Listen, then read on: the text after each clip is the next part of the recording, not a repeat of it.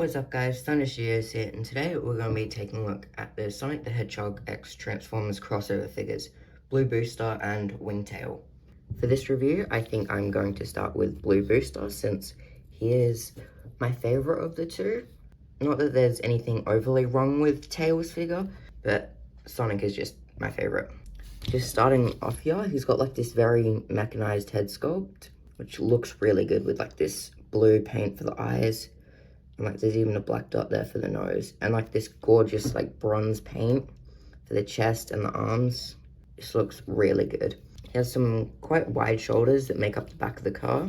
It's pretty cool. And he also has the iconic white gloves. The only thing I really don't like is everything below the waist. These leg parts don't really look the best. They're quite hollowy and they're a bit too skinny compared to like the chunk on the legs. You can get them into some pretty decent poses, but these just don't look the best. I really wish they could have transformed more, because this whole section makes up the front of the car, and yeah, I really don't like it. It makes him not fun to mess about with, and that really sucks. But yeah, I do like all the paint details everywhere on that. Now let's move on to Wingtail. Wingtail here, or Tails, has like this mechanized Tails head, similar to Sonic's, but I think this is a bit more realistic than Sonic's. But you can sort of still tell that there's like robotic aspects. I do really like that he transforms into the tornado plane, which is cool.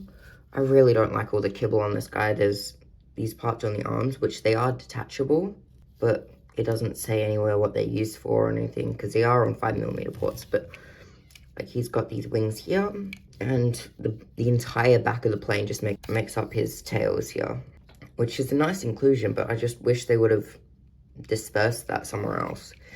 And not to mention that all of the legs are completely hollow. I get that is due to the transformation, but it just doesn't make this guy feel good to handle and pose about. But I do really like the inclusion of like the spinning turbine as the center of the chest. And I do really like all the paint apps, like for the head, the arms, like the inside of the wings, the back of the wings here.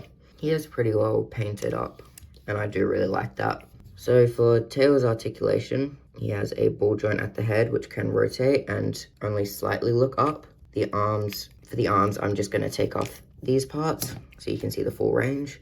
The arms only go out to that far. Can do the full 360 if these aren't in the way. Bicep rotation and a double elbow bend. He does have a waist rotation. It's a bit hard to get to due to the tails, but the legs can kick up that far. They are very stiff on my copy, only back that far, like mainly due to all the kibble, and only out to the side that far. He has a pretty good knee bend as well, and some ankle tilt. And I just really wish he had like a flight stand port or something, because he actually doesn't. Yeah, you could have him in some pretty cool like flying poses and everything. As for Sonic's articulation, it's pretty much the same, but he has a double ball joint at the head, mainly due to the transformation, but it can also rotate. It's a bit difficult to get your hands in there to grip it, but you can just lift down the windscreen and you can grip it better. The arms only go out to that far. Full rotation, bicep rotation, elbow bend to 90, and no wrist rotation or anything, but they can go up, mainly due to the transformation. He has a waist joint. The legs can go up that far, back that far, out that far. There's also a knee bend, which is past 90, and ankle tilt, kinda. So yeah, they're both like feel really clunky to pose about with, and I just didn't really expect that from this set. Kind of expected a little bit more, especially for a collaborative figure. Don't get me wrong, I do like them, but they're just not my favorite figures to mess about with. They're very limited in what you can do with them. So let's quickly take a look at the accessories. So for Tails here, he comes with this gun, and it actually comes with a solid plastic blast effect. It is a bit hollow underneath, but that looks really good. And also like this gun thing, this can actually split apart, and I don't really know what that's for, but to give it to him, you can just peg it in, and he does look pretty good with that. As for Sonic's accessories, he comes with this ring shield, which I do really like the idea of. And to use that, you just peg it into the 5mm port on the arm. That looks really good. And he also comes with this power-up box showing the invincibility thing and also the Autobot logo on the other side. There's also a 5mm peg here. I'm not exactly sure what that's for, but this can also spin, and to just give it to him, you pull out this part, and like the shield, you just plug it into his hand. So yeah, they come with pretty cool accessories. I'm not exactly sure what this one's for. Like, it's just a bot, like a orb thing. I don't know, it's kind of weird. And these guys are both deluxe class figures at the price of a leader, which is, I think, the collaborative, like, brand, like, the cost of the collaborative licensing. I'm not exactly sure how that works. But luckily, I did find this set on sale for $36 from $100. So, yeah, that's a pretty good discount. So I'm not too upset about everything else. If I would have paid full price, I probably would be a little bit more upset with, like, the issues of these figures. And with the accessories out the way, let's take a look at the transformations.